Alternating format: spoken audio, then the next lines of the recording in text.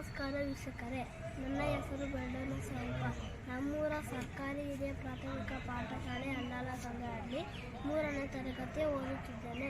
ನಮ್ಮ ಗುರುಗಳು ನಮಗೆ ಒಂದು ಹಾಸ್ಯ ಪದ್ಯವನ್ನು ಹೇಳಿಕೊಟ್ಟಿದ್ದಾರೆ. ನಿಮಗಾಗಿ ಹೇಳುತ್ತಿದ್ದೇನೆ. ಒಂದು ದಿನ ಪೆದ್ದನಯಂತಿ ಶಾವಿಗೆ ಮಾಡಿದ್ದು, ಯಾರು ನೋಡಬಾರದೆಂದು ಡಬ್ಬಕ್ಕೆ ಹಾಕಿದ್ದು. ಅಲ್ಲಿಂದ ಬಂದ ಪೆದ್ದ ತೆಗೆದು ನೋಡಿದ, ಹಾರ ಹಾರ ಹಾರ ಎಂದು ಕೊರಳಿಗೆ ಹಾಕಿದ. ಒಂದು ದಿನ ಪೆದ್ದನಯಂತಿ ಲಾಡು ಮಾಡಿದ್ಲು, ಯಾರು ನೋಡಬಾರದೆಂದು ಡಬ್ಬಕ್ಕೆ ಹಾಕಿದ್ಲು. ಅಲ್ಲಿಂದ ಬಂದ ಪೆದ್ದ ತೆಗೆದು ನೋಡಿದ, ಚೆಂಡು ಚೆಂಡು ಚೆಂಡು ಎಂದು ಆಟವಾಡಿದ. ಒಂದು ದಿನ ಪೆದ್ದನಯಂತಿ ಕೊಡುಗಳು ಮಾಡಿದ್ಲು, ಯಾರು ನೋಡಬಾರದೆಂದು ಡಬ್ಬಕ್ಕೆ ಹಾಕಿದ್ಲು.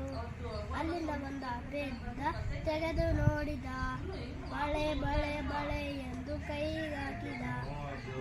ನಮ್ಮ ವಿಡಿಯೋ ನೋಡಿದ್ದಕ್ಕಾಗಿ ಧನ್ಯವಾದಗಳು. ಇಷ್ಟವಾದಲ್ಲಿ ಒಂದು ಲೈಕ್ ಮಾಡಿ.